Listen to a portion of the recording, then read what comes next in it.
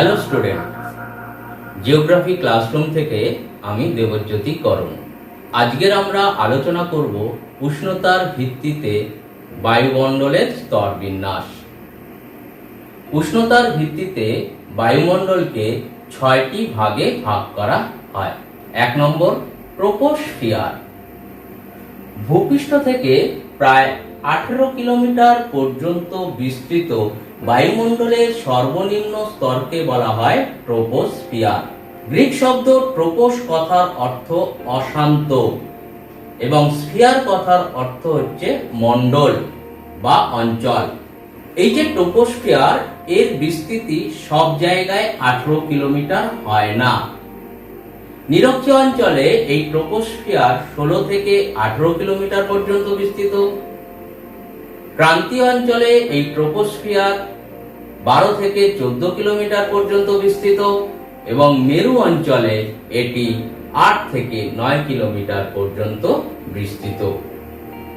এবার আমরা আলোচনা করব এই ট্রপোস্ফিয়ার স্তরের কতগুলো বৈশিষ্ট্য। 1, এই ট্রপোস্ফিয়ার স্তরে যতই উচ্চতা বৃদ্ধি পায় ততই উষ্ণতা কমতে থাকে।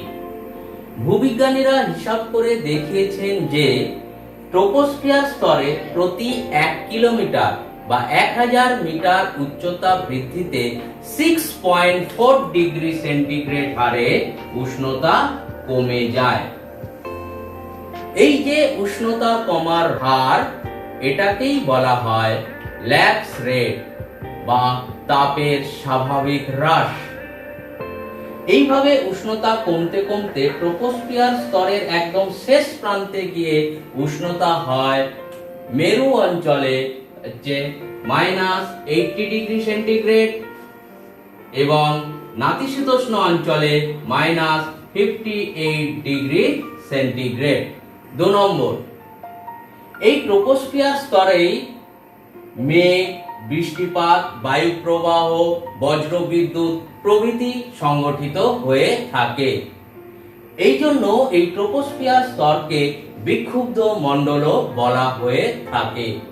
3, বায়ুমণ্ডল গঠনকারী উপাদানগুলির মধ্যে প্রায় 75%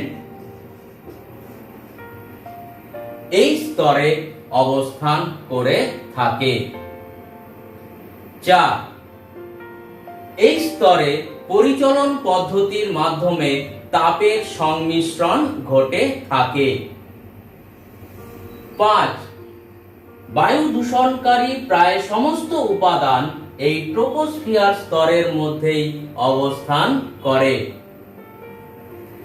6, ট্রপোস্ফিয়ার স্তরটি যত উচ্চতা বৃদ্ধি পায় ততই পাতলা হয়ে যায়। এই কারণে এর উচ্চতম অংশ দিয়ে প্রবল গতিবেগ সম্পন্ন বায়ু প্রবাহিত হয়ে থাকে। এই ট্রপোস্ফিয়ার স্তরের একদম উচ্চতম অংশকে বলা হয় ট্রপোপজ। এই ট্রপোপজ অঞ্চলে উষ্ণতার কোনরূপ পরিবর্তন লক্ষ্য করা যায় না। পজ কথার অর্থ হলো থেমে যাওয়া। ট্রপোপজ বলতে বোঝায় হোয়ার মিক্সিং স্টপ। এই ট্রপোপজ স্তরটি 3 কিলোমিটার পুরু হয়ে থাকে। এই ট্রপোপজ স্তরের মধ্যে দিয়ে প্রবল গতিবেগ সম্পন্ন জেট বায়ু প্রবাহিত হয়। ভূবিজ্ঞানী নেপিয়ার শ প্রথম এই ট্রপোপজ নামকরণ করেছিলেন। এবার আমরা আলোচনা করব বায়ুমণ্ডলের দ্বিতীয় স্তর নিয়ে, যার নাম স্ট্র্যাটোস্ফিয়ার বা শান্ত মণ্ডল। গ্রিক শব্দ ট্র্যাটোস কথার অর্থ শান্ত এবং স্ফিয়ার কথার অর্থ মণ্ডল বা অঞ্চল। অর্থাৎ স্ট্র্যাটোস্ফিয়ার বলতে শান্ত মণ্ডলকে বোঝানো হয়ে থাকে। সংজ্ঞায় কি বলা হচ্ছে? ট্রপোপজের ঊর্ধ্বে 50 কিলোমিটার পর্যন্ত বিস্তৃত বায়ুমণ্ডলের দ্বিতীয় স্তরকে বলা হয় স্ট্র্যাটোস্ফিয়ার। অর্থাৎ এটি ট্রপোপজের উপরে 50 কিমি পর্যন্ত বিস্তৃত। এই স্তরটির কতগুলো বৈশিষ্ট্য লক্ষ্য করা যায়। 1. উষ্ণতা। এই স্তরে যতই উপরের দিকে যাওয়া যায় উষ্ণতা বাড়তে থাকে।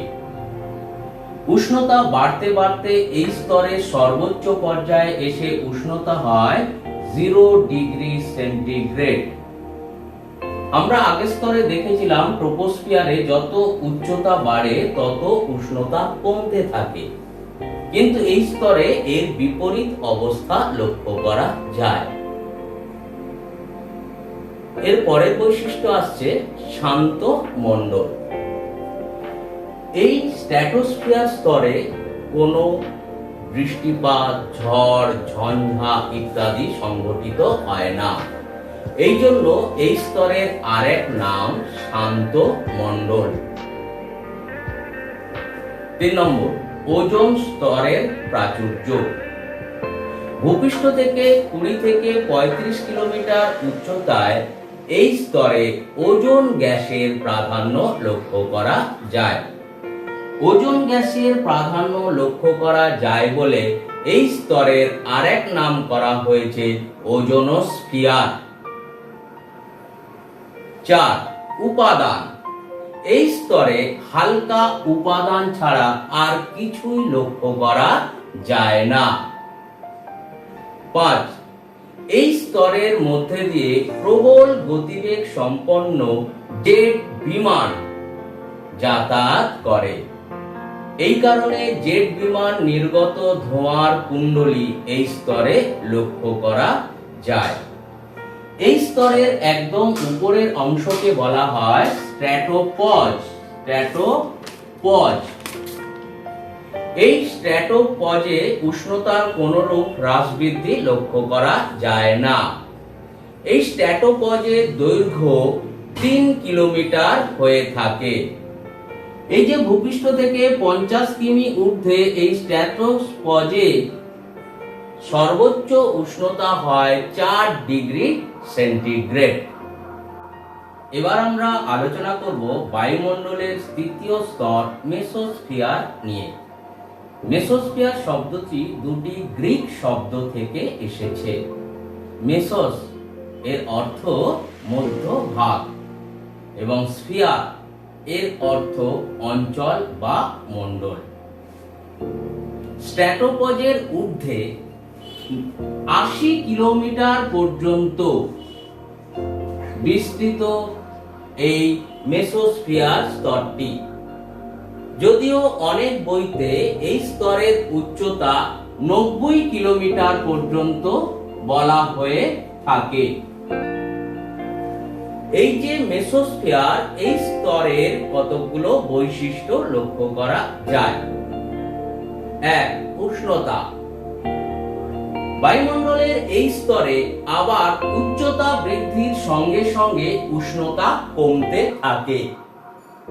এই স্তরের একদম সর্বোচ্চ পর্যায়ে এসে উষ্ণতা হয়ে যায় -93 ডিগ্রি সেন্টিগ্রেড। 2 নম্বর বৈশিষ্ট্য, উল্কা। মহাকাশ থেকে আগত উল্কা এই স্তরে এসে আগুনে পুড়ে ছাই হয়ে যায়। এই কারণে উল্কার ক্ষতিকারক দিক থেকে রক্ষা করে এই মেসোস্ফিয়ার স্তরটি। 3 নম্বর, চাপ। এই স্তরে বায়ুমণ্ডল গঠনকারী উপাদানের পরিমাণ খুব কমে যায় বলে এই স্তরে বায়ুমণ্ডলীয় চাপ খুব কম হয়ে থাকে। 4 নম্বর, নক্টিসুলেন্ট মেঘ। এই স্তরে হালকা বরফ কণার ন্যায় ক্ষুদ্র ক্ষুদ্র মেঘের উপস্থিতি লক্ষ্য করা যায়। এই মেঘের নামকরণ করা হয়েছে নক্টিসুলেন্ট মেঘ। এই স্তরের সর্বোচ্চ অংশকে বলা হয় মেসোপজ। এই মেসোপজ এর দৈর্ঘ্য 2 থেকে 3 কিলোমিটার পর্যন্ত হয়ে থাকে। এই মেসোপজের একদম সর্বোচ্চ স্তরে উষ্ণতা হয়ে থাকে 100 ডিগ্রি সেন্টিগ্রেড। এবার আমরা আলোচনা করব বায়ুমণ্ডলের চতুর্থ স্তর থার্মোস্ফিয়ার নিয়ে।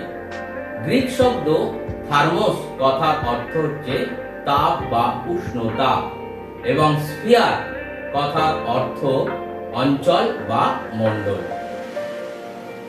মেসোস্ফিয়ার স্তর থেকে উপরের দিকে প্রায় 500 কিলোমিটার পর্যন্ত বিস্তৃত বায়ুমণ্ডলের চতুর্থ স্তর এই আয়নোস্ফিয়ার বা থার্মোস্ফিয়ার। এই স্তরের কতগুলো বৈশিষ্ট্য লক্ষ্য করা যায়। 1. উষ্ণতা। এই স্তরে আবার যতই নিচের থেকে উপরের দিকে যাওয়া যায় উষ্ণতা বাড়তে থাকে। এই স্তরের 200 কিলোমিটার উচ্চতাতে ডিগ্রি সেন্টিগ্রেড, এবং এই স্তরের একদম সর্বোচ্চ পর্যায়ে অর্থাৎ 500 কিলোমিটার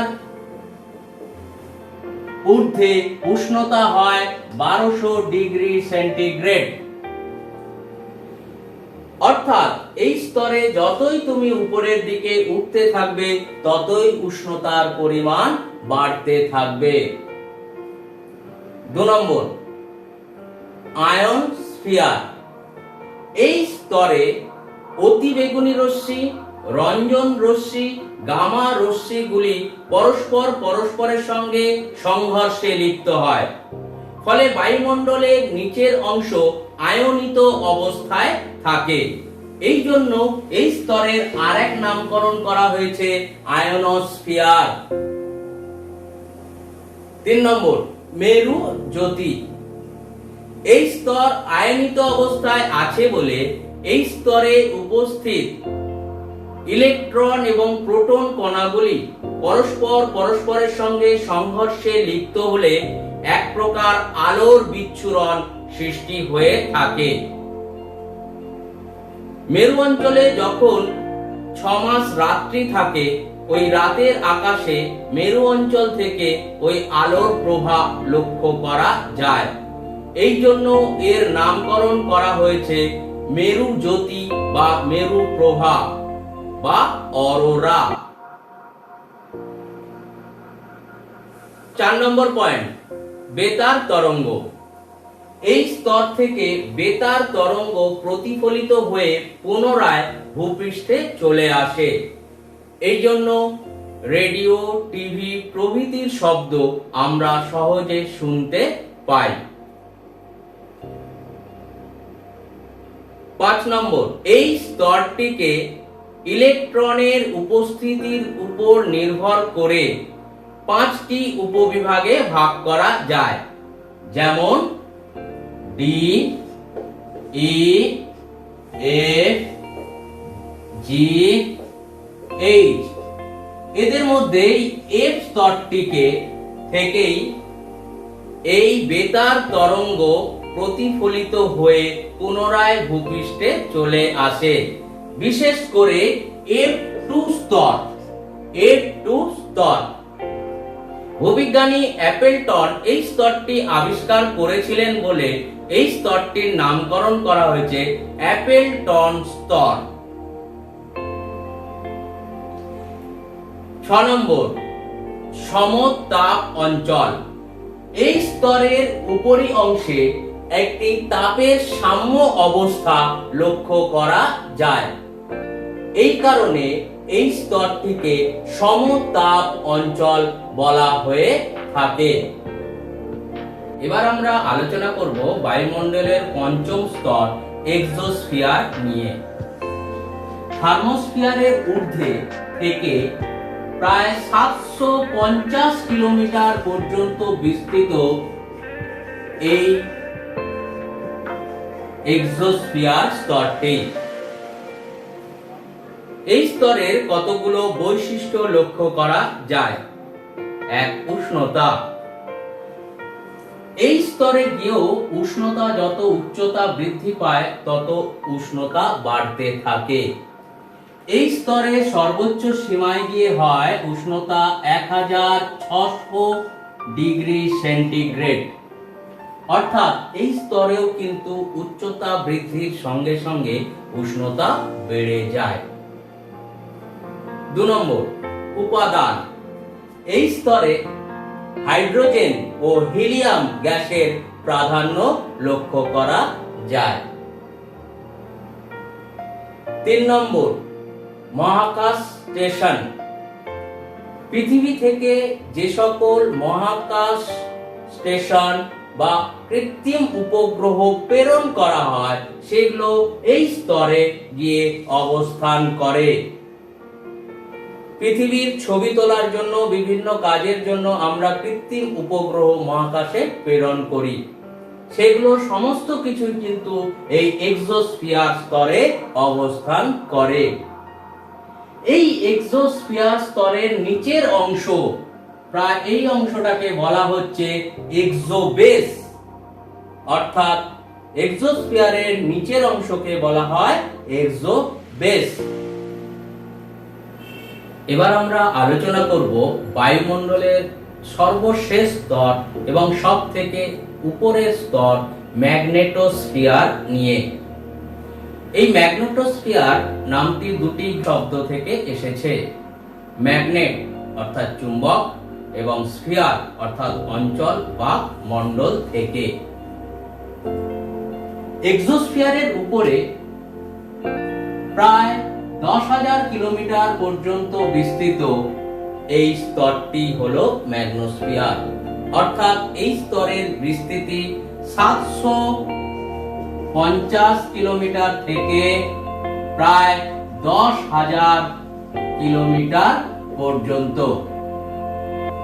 এই যে ম্যাগনেটোস্ফিয়ার, এর কতগুলো বৈশিষ্ট্য লক্ষ্য করা যায়। 1. চুম্বক ক্ষেত্র। এই অঞ্চলে চুম্বক ক্ষেত্রের উপস্থিতি লক্ষ্য করা যায়। 2. এই স্তরটি ধীরে ধীরে মহাশূন্যে বিলীন হয়ে যায়। 3. এই স্তরে ইলেকট্রন এবং প্রোটনগুলি বলয়ের আকারে থাকে বা অবস্থান করে।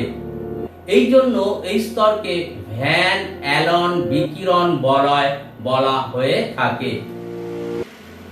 অর্থাৎ বায়ুমণ্ডলের সর্বশেষ স্তর হলো এই ম্যাগনেটোস্ফিয়ার। এই স্তরটি নিয়ে এখনো প্রচুর গবেষণা হয়ে চলেছে।